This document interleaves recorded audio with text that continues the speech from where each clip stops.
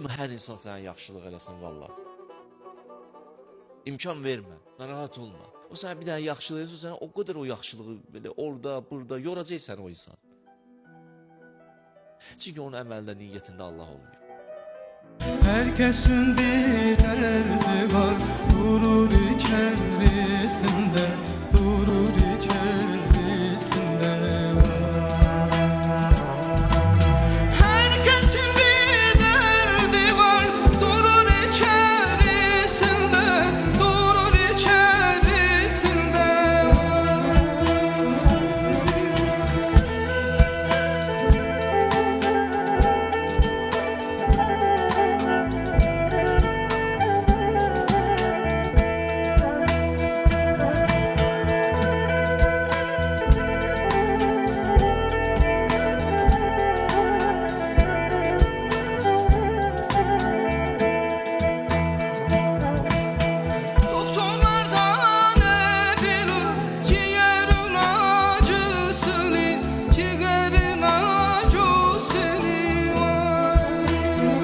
Allah'a söykenen kalp hiç vaxt yarı yolda kalmaz.